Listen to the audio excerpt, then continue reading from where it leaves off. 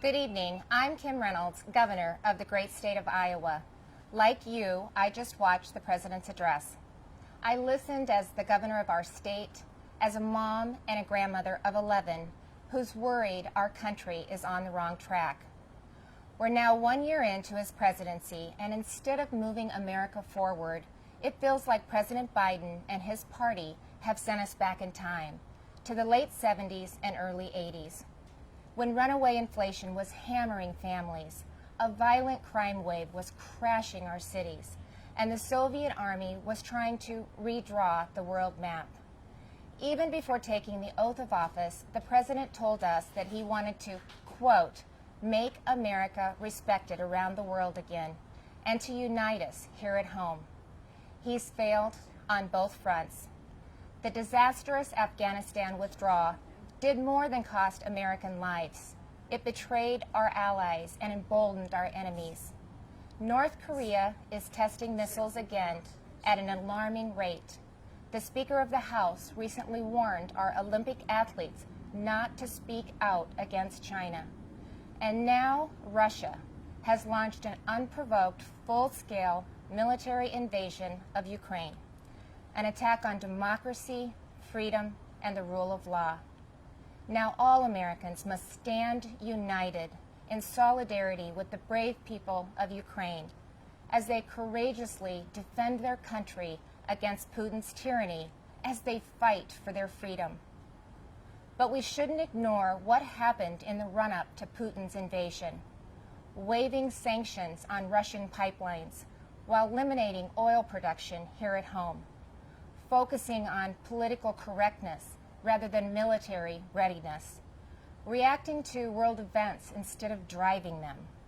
Weakness on the world stage has a cost, and the president's approach to foreign policy has consistently been too little, too late. It's time for America to once again project confidence. It's time to be decisive. It's time to lead. But we can't project strength abroad if we're weak at home. And that's what I want to discuss with you tonight. The President and Democrats in Congress have spent the last year either ignoring the issues facing Americans or making them worse. They were warned that spending trillions would lead to soaring inflation. They were told that their anti-energy policies would send gas prices to new heights, but they plowed ahead anyway, raising the price at the pump by 50% and pushing inflation to a 40-year high. 4 decades ago, when our nation was last reeling from inflation, I was a young working mom just starting out.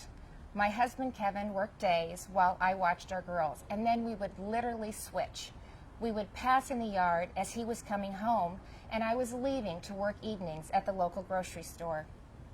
From across that checkout counter, I saw the pain of inflation on my neighbors' faces. I saw what happens when prices rise faster than wages. The Biden administration believes inflation is a, quote, high-class problem. I can tell you, it's an everybody problem. I saw moms and dads' paychecks buy them less and less. I watched working people choose which essentials to take home and which ones to leave behind.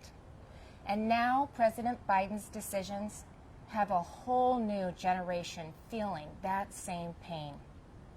When I took the oath of office 5 years ago, I promised Iowans that I would never lose sight of who I was working for, that I wouldn't become detached from the problems they were facing, from the problems that I had faced myself. But you don't have to check groceries to see what high inflation does to people. You just need to step outside of the D.C. bubble. Talk to Americans about what's on their mind. Ask them, what are your concerns? What keeps you up at night? And they'll tell you. And I can tell you what's not on that list. They won't tell you that spending trillions more and bankrupting their children is the answer to their problems. They won't tell you that we should be paying people not to work. And they certainly won't tell you that we should give billions in tax giveaways to millionaires and billionaires in Democrat-controlled states like California, New York, and New Jersey. But that's what the Biden administration has been pushing for over the last year. And that's all part of Build Back Better. Thankfully, the president's agenda didn't pass because even members of his own party said enough is enough. Well, the American people share that view. Enough is enough. And it's not just with D.C. spending.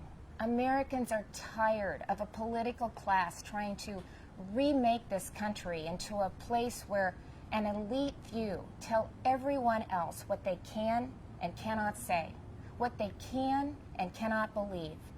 They're tired of people pretending the way to end racism is by categorizing everybody by their race. They're tired of politicians who tell parents they should sit down, be silent, and let government control their kids' education and future.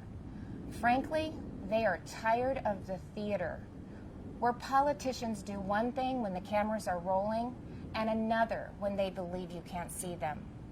Where governors and mayors enforce mandates but don't follow them. Where elected leaders tell their citizens to stay home while they sneak off to Florida for sun and fun. Where they demand that your child wear a mask, but they go maskless. So you've heard the excuses. They were just holding their breath. But it's the American people who are waiting to exhale, waiting for the insanity to stop. We now live in a country where violent crime is out of control. Liberal prosecutors are letting criminals off easy, and many prominent Democrats still want to defund the police. You know, it seems like everything is backwards. The Biden administration requires vaccines for Americans who want to go to work or protect this country, but not for migrants who illegally cross the border. The Department of Justice treats parents like domestic terrorists, but looters and shoplifters roam free. The American people are left to feel like they're the enemy. This is not the same country it was a year ago. The president tried to paint a different picture tonight, but his actions over the last 12 months don't match the rhetoric. It's not what he promised when he took office. But it doesn't have to be that way. There is an alternative. Across the nation, Republican governors and legislators are showing Americans what conservative leadership looks like, what it means to respect the people we serve, to hear them out, to stand up for them and walk alongside them.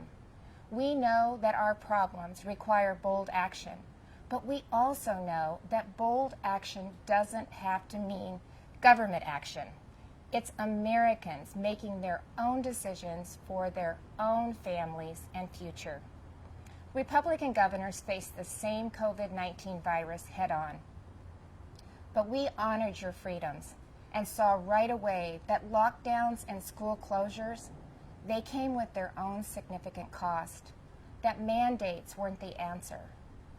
And we actually listened to the science, especially with kids in masks and kids in schools. What happened and is still happening to our children over the last 2 years is unconscionable. Learning loss, isolation, anxiety, depression. In so many states, our kids have been left behind, and so many will never catch up. That's why Iowa was the first state in the nation to require that schools open their doors. I was attacked by the left, I was attacked by the media, but it wasn't a hard choice. It was the right choice. And keeping schools open is only the start of the pro-parent, pro-family revolution that Republicans are leading in Iowa and states across this country. Republicans believe that parents matter. It was true before the pandemic, and it has never been more important to say out loud. Parents matter. They have a right to know and to have a say in what their kids are being taught. Families also have every right to live in a safe and a secure community, and that begins with a safe and secure country.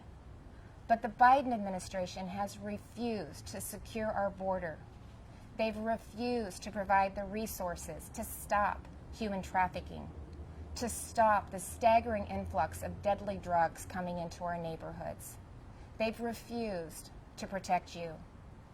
With Texas and Arizona leading the way, I, along with Republican governors from several states, have sent resources to the border.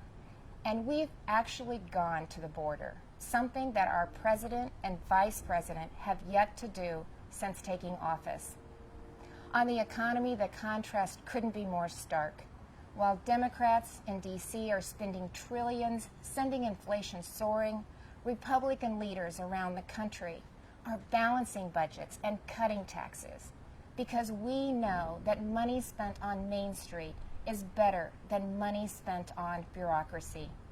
Today, I signed legislation that eliminates Iowa's tax on retirement income and sets our tax rate at 3.9%. That's less than half of what it was just 4 years ago. And it shouldn't come as a surprise that out of the top 20 states with the lowest unemployment rates, 17 have Republican governors.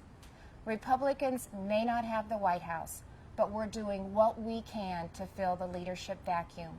And on the issues that are affecting Americans, Republicans are leading. We're standing up for parents and kids. We're standing up for life. We're keeping our communities safe and thanking those in uniform. We're fighting to restore America's energy independence, and that includes biofuels. We're getting people back to work, not paying them to stay home. Most of all, we're respecting your freedom. Behind me stands Iowa's Capitol, where we display our state motto, our liberties we prize and our rights we will maintain.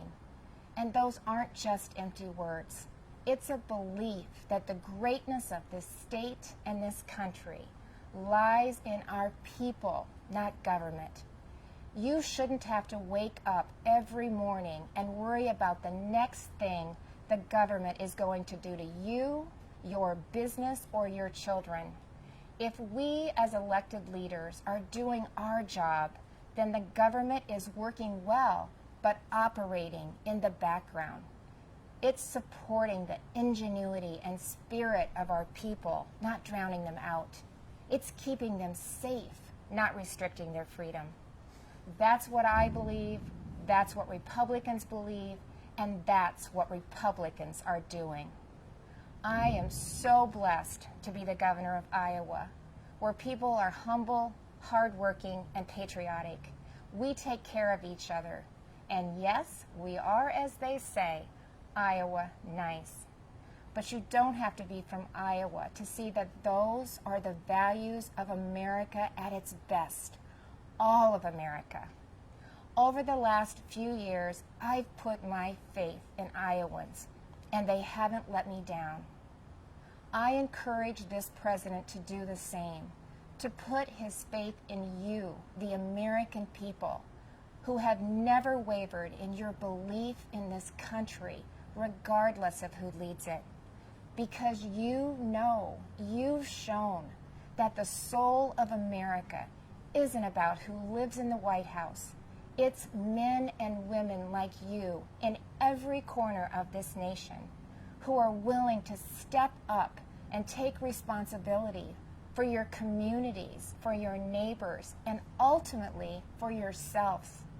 By that most important measure at least, the state of our union is indeed strong. Thank you, God bless you, and God bless the United States of America.